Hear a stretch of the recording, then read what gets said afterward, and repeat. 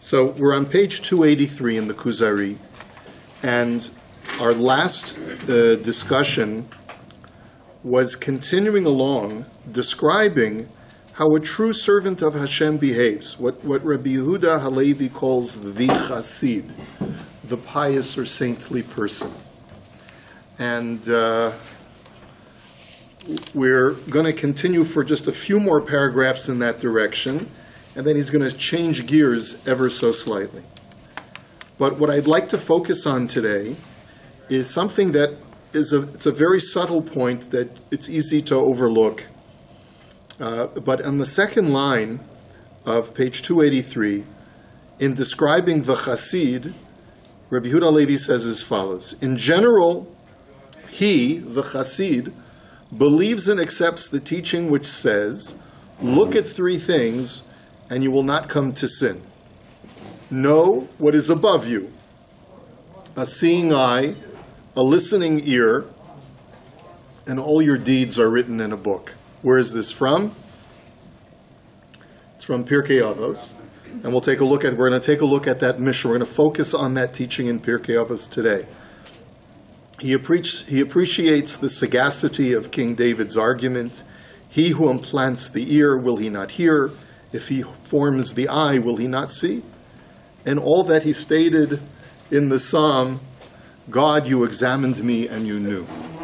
And so the Chassid is described as a person who is constantly aware that Hashem is watching him and constantly listening, peering down, privy to his thoughts, privy to his behavior, and so forth and so on. As a matter of fact, we could also certainly attach the pasuk in Tehillim that says, Shivisi Hashem lenegdi tamid. I place God in front of me at all times. Many times, if you walk into a shul, you'll see that on top of the Aron Kodesh. That's really the essential objective of prayer, which is to try and recreate that vision in my mind, at least when I'm davening, that I'm standing really before the Ribono Shel Olam. But the Chassid is able to capture that, not just during times of prayer, but throughout the day. The Chassid is able to really feel that Hashem is constantly watching over. Now, this can be a very intimidating, I don't know if that's the right word, it can be a very stifling kind of thought, wouldn't you say? If you knew that every moment of the day, if you're aware of every moment of the day, that a person is walking around following you with a video camera, wherever you go, whatever you do, whether it's shopping or on the phone with a friend or surfing the web or making dinner or going to work or doing the most mundane activities, there's someone right there with you with a video camera following you around all day. And that all of this will be posted online at some point in the future. So we don't behave in the same way when we know that there's constant supervision in everything that we do. And yet, if we truly are ma'aminim, if we truly believe in Hashem, that's really essentially what's going on every single moment of our lives. Now, there is, of course, another way of approaching the service of Hashem. And that's why this handout that I gave you this morning talks about motivations for a saintly person. And I want to talk about the duality of motivation. There's one way for a person to motivate herself to serve Hashem faithfully. And that is the thought of Akavya ben Mahalalel, who is the author of this statement in Pirkei Avos. That's source number one. Akavya ben Mahalalel Omer, Histakel bishlosha devarim, ve'i ataba lidei avera. He says, look at three things and you'll never come to sin. Da me'ayin basa, know where you come from, ula'an ata holech, v'lifnei mi ata atid litein din v'cheshbon. Know where you're going, where you come from, know where you're going to, and know in front of whom you will eventually have to make a reckoning. Me'ayin basa miti pasrucha. And then he explains it. Where do you come from? from a fetid drop of amorphous tissue or amorphous biological material, right, at the time of conception. Ula'ana taholech, and of course, where are you going? Lamakom afar rima v'sole'a. You're going to a place of dirt, worms, and maggots. V'lifnei mi ata asid litein din v'cheshbon, lifnei melech malchei hamelachim hakadosh baruch hu. And in front of whom will you eventually have to make a reckoning? In front of the Holy of the King of Kings, the Holy One, blessed is He. This is, of course, a very sobering thought. I know that I come from a little drop of nothing, totally unformed, totally insignificant, smaller than an insect. That's where I come from. Where am I going? Well, they're eventually going to take my lifeless corpse and place it in the ground, where it will decompose and turn into a skeleton and then turn into dust. You know, that's the big question. You know, what has been Beethoven doing ever since he passed away? He's been decomposing. But anyway, that's neither here nor there. But anyway, okay. Thought I'd add some levity to the discussion. So anyway, and then, of course, in front of whom do we have to make a reckoning? That's in front of the Ribbon Shalom. Yes? Why doesn't he attribute it? Who Rabbi Yehuda Halevi? It's a good question. Aren't you supposed to? Yes, but if you look at most medievalists, including the Rambam, they don't. And it's a good question. I don't have a simple answer for you. It doesn't seem that that was the norm. That was the accepted norm in medieval times. When people wrote, and it's not just a Jewish thing, it's a general thing, that there was wisdom that people felt could be quoted without attribution. And the Gemara does say, you're right, the Gemara does say whoever attributes the quotation brings redemption to the world. But it doesn't seem like this was an imperative at different times in Jewish history. Do they just assume that, of course, everybody knows who said it? It could be. I'm not sure. It's not a simple issue. Scholars do discuss the issue because we find sometimes that whole passages of books are quoted from one sefer to another without attribution. It's a very interesting phenomenon, but it's not for now. The Rambam, in his commentary to this Mishnah, tells us what you and I probably have intuited is the theme of this Mishnah. He says, Zot histaklut techayev la'adam anava.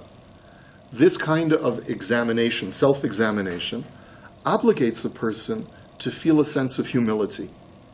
Bi'iyuno me'ayin bata, looking first where he comes from, v'histakluto ba'acharito techayev lo zilzul b'hanaot ha'olam hazeh, looking into where my body is going will motivate me to eschew and reject worldly pleasures, because why should I feed myself with worldly pleasures or physical pleasures if my physique is going to go to waste?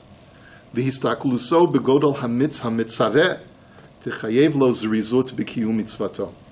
And looking at the exalted state or the greatness of the commander will obligate me to be very quick to act to fulfill his commandments.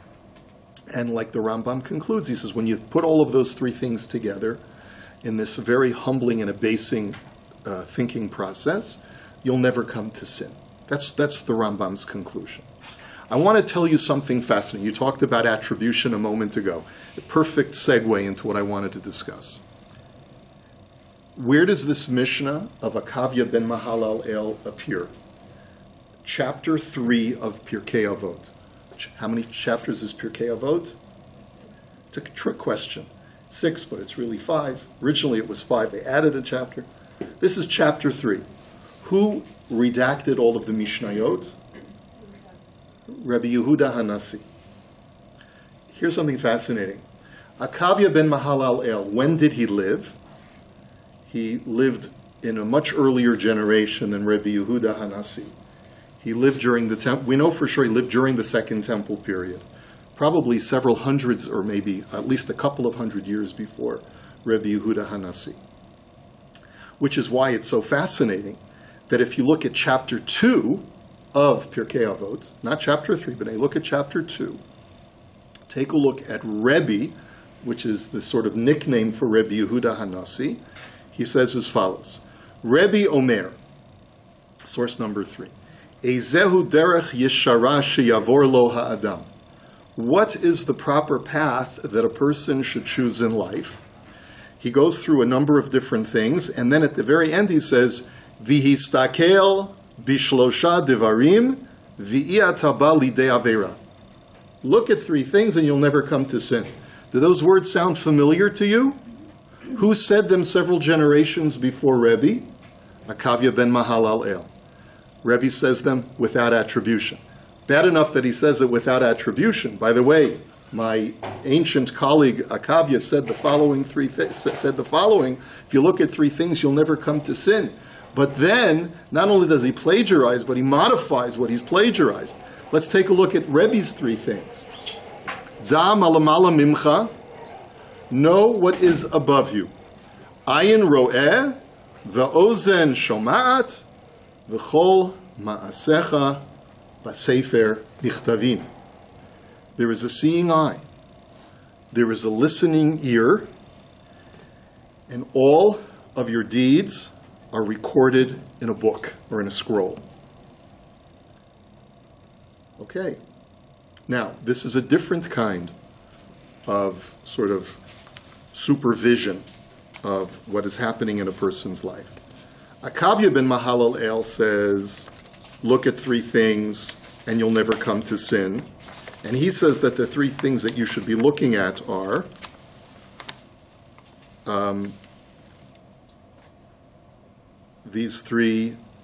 look at 3 things, you'll never come to sin. And he says, what is where you come from a few feet a drop, and you're going to a place of dirt and maggots, and you're going to have to make a reckoning before the King of Kings. Rabbi Yehuda Hanasi, which is the one that Rabbi Yehuda Halevi quotes, not Akavya ben Mahalal El, says, look at 3 things you'll never come to sin, what is above you, a seeing eye, a listening ear, and all of your deeds will be written in a book. Now, the question is, why did Rebbe, first of all, it's very interesting that he puts his comments in chapter 2 of Pirkei Avot, and he waits until the following chapter to record Akavya's comments, who lives before him. There's a reason for that, which is a much longer shir, which we're not going to get into now, why Rebbe felt it important to record his words in chapter 2 before recording Akavya, who lived before him, in chapter 3. But can anyone help us with trying to understand the difference between Akavya and Rebbe Yehuda Hanasi in their approach? If I was to ask you, based upon the 3 things that Rebbe says you should look at, and based upon the 3 things that Akavya says you should look at, what is the difference in approach between the 2 sages? Can anyone venture? Is there any significant difference that you can find?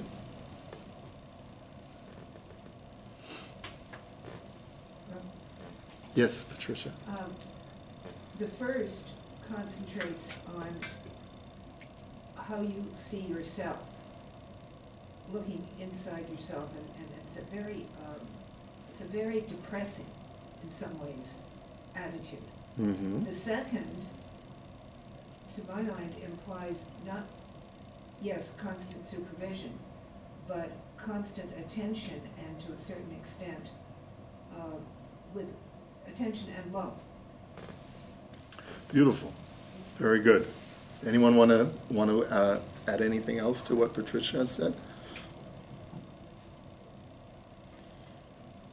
I would venture to just add to what I think what you said is very correct. But if we wanted to try and create a dichotomy in their approaches, and why Rebbe Yehuda Hanasi felt that he needed to modify Akavya's words, is that Akavya lives in a time of the Jewish people's prosperity during the high point of the Second Temple period. And when things are going well, there's the inherent danger of falling trap to your own hubris and your own sense of arrogance and ego and greatness. And so Akavya ben Mahalal El addresses the people of his generation and says, countrymen, hear this. I notice that some people are overly indulgent and thinking too highly of themselves, because after all, we are the great Jewish people. He lives after the Hasmonean conquests and things are going great for the Jews. But yet, remember three things: that where you come from, where you're going to, and in front of whom you have to finally make a reckoning for all of your actions in this world. When does Rabbi Yehuda Halevi live? He lives about 100 years after the destruction of the temple. The Jews are in exile. They are an oppressed, persecuted, downtrodden people. The message that Rabbi Yehuda Hanassi would like to communicate to his countrymen is one of optimism and with a sense of encouragement to strive for greatness, while at the same time reminding them that they have to keep their behavior in check. And you do that by saying, look how much Hashem loves you, that He is constantly with you everywhere you go. He is watching you, He is rooting for you, He is not interfering with the choices that you make in life, and because He is a very passive observer, and yet He is with you every step of the way, no matter how dark life may seem in the diaspora after the destruction of the temple, where we feel that Hashem has abandoned us. Fear not, Hashem is with you, He is watching you, and everything that you do will have everlasting significance, and therefore be careful how you live your life. Totally different message, but one of encouragement, while at the same time exhorting us to behave ourselves in the proper way. Why? Because we are destined for greatness, not because we come from a fetid drop and we're going to worms and maggots. So it's a very different message, but if we were to subject them to sort of a historical backdrop, I think that that's what we would end up with. And by the way, Rabbi Yehuda Hanassi is not the only one who feels that we have to provide the positive message. Rabbi Yehuda Hanassi's Rebbe, or his Rebbe's Rebbe, was Rabbi Akiva, who many really attribute the Mishnah to ultimately, because Rabbi Yehuda Hanassi is the students of Rabbi Akiva. And the Abarbanel says that Rabbi Akiva also has a very similar message of looking at three things that fill you with optimism instead of filling you with a sense of abasing humility. And we'll just do that Mishnah in source number 4. This also is in chapter 3, but much later in chapter 3. And it's all about the teachings of Rabbi Akiva. And it says, Hu haya omer, that Rabbi Akiva used to say, Chaviv adam shenivra b'tselem. How precious is man that he was created in the image of God. We're not going to read the entire Mishnah. We'll just skip to the 1, 2, and 3. The second thing he said was Chaviv in Yisrael shenikru banim lamakom. How precious are the Jewish people because they're called God's children. And finally, number 3 is Chaviv in Yisrael shenitan lahem kli chemda. How precious are the Jewish people that the most precious of gifts, the most precious of tools, a kli chemda, was given to them, which is the Torah. And the Abarbanel basically says that this is the counterbalance to Akavya ben Mahalalel as well. Whereas you look at Akavya's teachings and you feel that sense of great humility and shame as far as, who am I? I'm but nothing but a fetid drop going into worms and maggots who will have to make a reckoning someday. Instead, you get that sense of humanity is great. The very fact that I'm a human being puts me at the top of the food chain and makes me a superior being. And not only am I a human being, but I'm a Jew on top of that.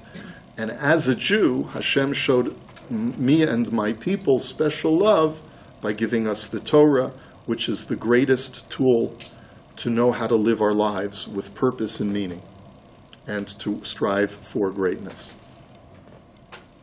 So, why does Rabbi Yehuda Halevi choose Rebbe's teaching and not Akavya ben Mahalalel's teaching? Notice, let's go back now to the Kuzari. Look at 3 things and you will not come to sin. Know what is above you, a seeing eye, listening ear, and all your deeds are written in a book. It would seem to me that that fits into why Rabbi Yehuda Halevi calls this person a chassid. A chassid is not a person who, because of his fear, he is obedient to the word of Hashem.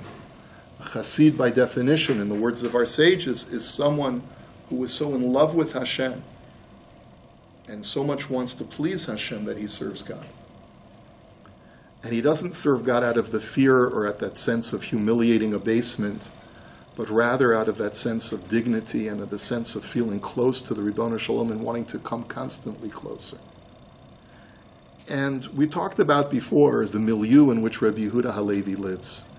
He lives at a time of a renaissance of Jewish life in Spain, and a time when he's trying to instill the Jewish people with a refound pride in being a Jew. So if his project in writing the Kuzari is to defend the despised faith and to make us proud of being Jewish, it makes much more sense for him to choose the message of Rabbi, which is the message of greatness, over the message of Akavya, which is the message of lowliness. There are two different schools of Musar. The Musar movement, you've heard of that, the 19th century movement, which focused on character development. Well, even within the Musar movement, there was, the Slobodka derech and the Navardiker derech. Slobodka believes in the greatness, the elevation of man, and how to emphasize how great I am. And the Navardik is what a gornished I am, what a nobody I am. So that both approaches are valid, and both approaches have purpose. There was once a Rebbe who said that a person should have two pieces of paper in his pocket. In one pocket he should have a piece of paper that says, Bishvili nivra ha'olam, the whole world was created for my sake. And in the other pocket it should say, Va'anochi afar va'efer, I am but dirt and ashes. And so you need to have a balance. But at the end of the day, the chassid is the person whose primary motivation stems from the desire for greatness, not this sense of humility, of feeling that he's a gornished and therefore he has to fear and cower before the Ribono Shalom. Yes? I remember learning this when I was in elementary school with an elderly survivor man, and I remember he said to us, children, nowadays we have the tape recorder, and that helps us understand how everything we say is being recorded. Before we had tape recorders, who could imagine that everything we say is going to be recorded? And now, I'm saying it seems ridiculous in comparison, nowadays when everything is recorded and you can see people doing anything at any time of day or night, it's easy to understand. Yeah, exactly. There's a good movie that came out about 10 years ago called The Truman Show. I don't know if anyone saw it, but it's a movie about this whole idea about how they make a TV show out of a person's life, and he's not even aware that he's living on a television set. He thinks that it's real life. Just like we do. Just like we do, right?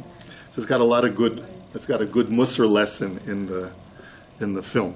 But anyway, yeah, the Chafetz Chaim said about modern technology when the motion picture was invented.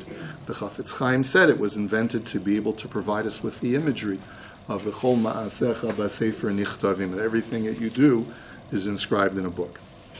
Okay.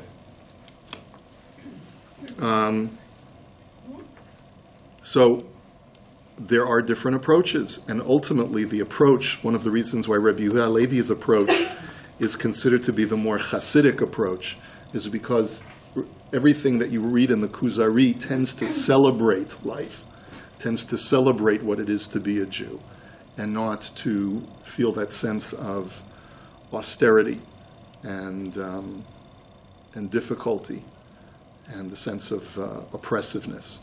We have to rise. Rabbi Yehuda Halevi's constant message throughout the Kuzari is rise and be proud of what it is to be a Jew. And that's why I think he chooses Rabbi Yehuda Hanassi's teaching over Akavia's teaching.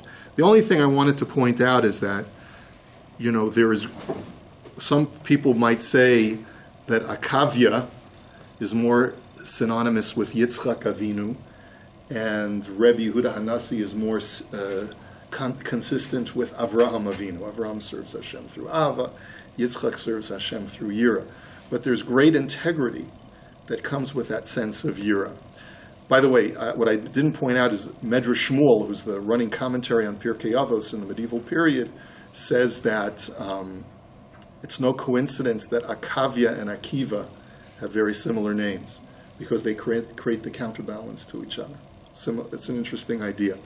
But there is a Mishnah in Masechet Idiot, which provides testimony about the lives of various Tanoim and things that they pronounced as testimony. And there's an interesting story about Akavia ben Mahalal El. It says that He'id Arba'a Devarim, that he testified about 4 halachos that he had received from his teachers. And he shared those teachings with his colleagues, and his colleagues dissented from his teaching on these 4 halachic areas. We're not going to go through those 4 things. They're very technical and not germane to our discussion. But when he shared those teachings with his colleagues, Amrulo, Akavia chazor bach ba'arbar devarim shehayisa omer v'na'asecha av beitin liYisrael. They said, Akavia, if only you would retract those 4 teachings which we believe are erroneous, then we would coronate you as the head of the Sanhedrin of the time, of the age. And what is his response? He says to them, Amar lahen, mutav li lihikarei shoteh kol yamai, v'lo le'asot sha'a echat rasha lifnei hamakom. Shelo yihiyu omrim bishvil sirara chazar bo. He said, better that I should be considered an idiot for my whole life and not go back on what I received as a teaching from my teachers. Because if I were to retract those teachings, people would only say that I did so in order to mollify the masses so that I could become a leader. A lot of times, in order to rise in the political ranks, you have to make compromises on your values, on even sometimes your core values. And he said, I'd rather not do that. I'd rather be called a fool my entire life and never compromise on the things that I believe in, because I've received them as teachings from my teachers. So even if I'm not going to go back on what my teachers taught me, if you don't want to make me the Av Beis Din, by all means, that's not for you to decide. If Hashem wants me to rise to greatness, I will, and if not, not. But I'm going to stay the path. I'm never going to deviate just because I might have the opportunity to rise in the ranks. Now, the Mishnah continues, but we're skipping a little piece, and it says, Bisha'at mitato amar livno b'ni chazor bach ba'arba'a devarim shahayiti omer. His father, Akavia himself, is later in life on his deathbed. He calls in his son, and he says, son, I know there are 4 things that the rabbis didn't agree with me. I held my ground throughout my life, but you should go back and side with the rabbis. In other words, take those 4 halachic teachings that I was in the minority and go against me in your own personal life and side with the sages. So Amar lo v'lama lo chazarta bach. So his son is bewildered. He says, Father, if it's okay for me to switch sides, why didn't you switch sides during your lifetime? So Amar lo, ani shamatu mipi hamirubim, vehem shama'u mipi hamirubim. Ani amadati b'shemuati, vehem amdu b'shmuatan. He says, because I heard it from my teachers. They disagreed because they heard different teachings from their teachers. And that's a perfectly legitimate machlokes l'shem shamayim, a dispute for the sake of heaven. Aval ata shamata mipi hayachid umipi hamirubin mutav lahaniach divrei hayachid v'le'echoz b'divrei hamirubin. But My son, by the time these teachings reached your generation, I was the only one left holding up the vanguard of that position that upholds these 4 halachos. Everyone else went with the other sages. So in your generation, the verdict has already been passed against me. You side with the majority of your times. It's one thing for me to maintain what I've received directly from my Rebbeim, because at the time when I received it, the jury was still out. But by the time it comes to you, it's already been gepaskind and geschriben that the halacha in these 4 areas is not like me, and therefore you have to side with the rabbis of your time. It's almost like, there have been examples of this in the 20th century. There was a big debate in the early 20th century whether you could use a microphone on Shabbos. This is just one example having to do with questions that arose with the advent of available electricity. So could you use a microphone on Shabbos? Great gedolim in the early 20th century, before World War II, were of the opinion that it's perfectly fine. There's no aish, there's no sparks, there's no fire, there's no heating of coils, there's just voice amplification, and therefore they paskind that it was okay to use a microphone. And many very orthodox shuls in the 1920s and the 1930s had microphones in their shuls where the Rav could give the drasha from. Later, the dispute continued, and finally the majority sided with the opinion that any kind of closing of electrical circuits on Shabbos is prohibited, even if there's no heat and there's no sparks, and therefore the microphone became prohibited. So you can imagine the father who was using a microphone his whole life telling his son, in your generation, you can't use the microphone. And that's actually the way it is. Today, an Orthodox shul, to have a microphone would be called a conservative shul, right? But in other generation, that wasn't that way. So that's exactly what's happening over here. And so, Amar lo Abba, pekoda lai lechaverecha. So then, Akavya's son says to him, Father, put in a good word for me. Like, give me the stamp of approval of you, the great Akavya, so that your colleagues will accept me. So, Amar lo, eini mafkid. So his father said, no way, I'm not doing that. So Amar lo, shema ila matzatabi. Why, father? Is it because you feel that I am not worthy? Is there something that you see in me that makes you feel that you must reject me? So Amar le lav, ma'asecha yakarvucha, u'ma'asecha yirachakucha. So he said, not at all. I think you're fantastic. Not only are you my son, but you're a great Torah leader. But your deeds will speak for themselves. You don't need my haskama. That comes from a person of great integrity who wouldn't even write a letter of approbation for his own son, because he felt if you're going to gain the respect of your colleagues, it'll come because of you, not because of who your father is, not because of your yichus.